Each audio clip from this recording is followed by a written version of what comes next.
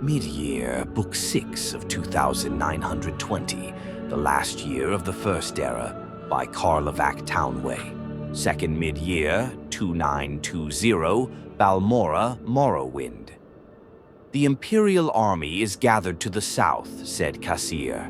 They are a 2 weeks' march from Ald Iuval and Lake Coronati, heavily armored. Vivec nodded. Ald Iuval and its sister city on the other side of the lake, Ald Malak, were strategically important fortresses. He had been expecting a move against them for some time. His captain pulled down a map of southwestern Morrowind from the wall and smoothed it out, fighting a gentle summer sea breeze wafting in from the open window. "They were heavily armored, you say?" asked the captain. "Yes, sir," said Cassyr. "They were camped out near Bethal Grey in the Heartland, and I saw nothing but ebony, dwarven and daedric armor, fine weaponry, and siege equipment." "How about spellcasters and boats?" asked Vivec. "A horde of battlemages," replied Cassyr. "But no boats. As heavily armored as they are, it will take them at least 2 weeks, like you said, to get from Bethel Grey to Lake Coronati." Vivec studied the map carefully. "They'd be dragged down in the bogs if they then tried to circle around to Ald Malak from the north. So they must be planning to cross the straits here and take Ald Iuval. Then they'd proceed around the lake to the east and take Ald Malak from the south. They'll be vulnerable along the straits," said the captain, "provided we strike when they are more than halfway across and can't retreat back to the Heartland." "Your intelligence has once again served us well," said Vivec, smiling to Cassyr. "We will beat back the Imperial aggressors yet again. Third mid-year, 2920, Bethel Grey, Cyrodiil." "Will you be returning back this way after your victory?" asked Lord Bethel. Prince Julik barely paid the man any attention. He was focused on the army packing its camp. It was a cool morning in the forest, but there were no clouds, all the makings of a hot afternoon march, particularly in such heavy armor. "If we return shortly, it will be because of defeat," said the prince. He could see down in the meadow the potentate Versailles Cheye paying his lordship's steward for the use of the village's food, wine, and whores. An army was an expensive thing, for certs. "My prince," said Lord Bethal with concern, "is your army beginning a march due east? That will just lead you to the shores of Lake Coronati. You'll want to go southeast to get to the straits." "You just make certain your merchants get their share of our gold," said the prince with a grin. "Let me worry about my army's direction. 16th mid-year, 2920, Lake Coronati, Morrowind."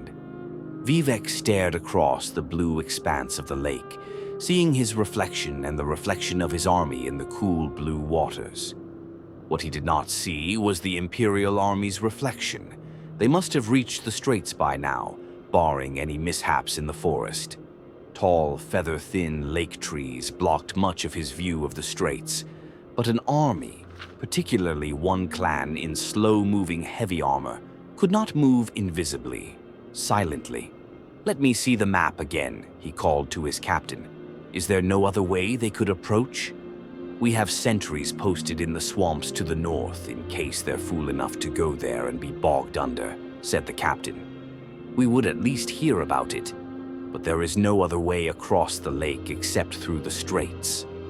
Vivec looked down again at his reflection, which seemed to be distorting his image, mocking him. Then he looked back on the map. "Spy," said Vivec, calling Cassyr over. "When you said the army had a horde of battlemages, what made you so certain they were battlemages?" "They were wearing gray robes with mystical insignia on them," explained Cassyr. "I figured they were mages, and why else would such a vast number travel with the army? They couldn't have all been healers." "You fool," roared Vivec. "They're mystics schooled in the art of alteration. They've cast a spell of water breathing on the entire army." Vivec ran to a new vantage point where he could see the north. Across the lake, though it was but a small shadow on the horizon, they could see gouts of flame from the assault on Ald Malak. Vivec bellowed with fury, and his captain got to work at once, redirecting the army to circle the lake and defend the castle. "Return to Dwenin," said Vivec flatly to Cassyr before he rode off to join the battle. "Your services are no longer needed nor wanted." It was already too late when the Morrowind army neared Ald Malak. It had been taken by the Imperial army. 19th mid-year, 2920, the Imperial city, Cyrodiil. The potentate arrived in the Imperial city amid great fanfare, the streets lined with men and women cheering him as the symbol of the taking of Ald Malak. Truth be told, a greater number would have turned out had the prince returned, and the Versidue Shay knew it.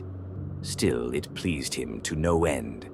Never before had citizens of Tamriel cheered the arrival of an Akaviri into their land. The Emperor Raymond III greeted him with a warm embrace, and then tore into the letter he had brought from the prince. "I don't understand," he said at last, still joyous but equally confused. "You went under the lake?" "Ald Malak is a very well-fortified fortress," explained the potentate. "As, I might add, the army of Morrowind has rediscovered now that they are on the outside. To take it, we had to attack by surprise and with our soldiery in the sturdiest of armor. By casting the spell that allowed us to breathe underwater, we were able to travel faster than Vivec would have guessed, the weight of the armor made less by the aquatic surroundings, and attack from the waterbound west side of the fortress, where their defenses were at their weakest." "Brilliant," the Emperor crowed. "You are a wondrous tactician, Versidue Shay. If your fathers had been as good at this as you are, Tamriel would be Akaviri domain." The potentate had not planned to take credit for Prince Julik's design, but on the Emperor's reference to his people's fiasco of an invasion 216 years ago, he made up his mind. He smiled modestly and soaked up the praise. 21st mid-year 2920, Ald Malak, Morrowind. Severian Korax slithered to the wall and watched through the arrow, slit the Morrowind army retreating back to the forest land between the swamps and the castle grounds. It seemed like the ideal opportunity to strike. Perhaps the forests could be burned and the army within them. Perhaps with Vivec in their enemies' hands, the army would allow them possession of Ald Iuval as well. He suggested these ideas to the prince. "What you seem to be forgetting," laughed Prince Julik, "is that I gave my word that no harm to the army or to their commanders during the truce negotiations. Do you not have honor during warfare on Akavir?" "My prince, I was born here in Tamriel. I have never been to my people's home," replied the Snake Man. "But even so, your ways are strange to me. You expected no quarter, and I gave you none when we fought in the Imperial arena 5 months ago." "That was a game," replied the prince, before nodding to his steward to let the Dunmer battle chief in. Julik had never seen Vivec before, but he had heard he was a living god. What came before him was but a man. A powerfully built man, handsome with an intelligent face, but a man nonetheless. The prince was pleased, a man he could speak with, but not a god. "Greetings, my worthy adversary," said Vivec. "We seem to be at an impasse." "Not necessarily," said the prince. "You don't want to give us Morrowind, and I can't fault you for that. But I must have your coastline to protect the Empire from overseas aggressions, and certain key strategic border castles, such as this one, as well as Ald Iuval, Tel Arun, Ald Lambasi, and Tel Mothrivra." "And in return?" asked Vivec. "In return?" laughed Severian Korak. "You forget we are the victors here, not you." "In return," said Prince Julik carefully, "there will be no Imperial attacks on Morrowind unless in return to an attack by you. You will be protected from invaders by the Imperial Navy, and your land may expand by taking certain estates in Black Marsh, whichever you choose. provided they are not needed by the Empire. A reasonable offer, said Vivec after a pause. You must forgive me. I am unused to Cyrodiils who offer something in return for what they take. May I have a few days to decide? We will meet again in a week's time, said the prince, smiling.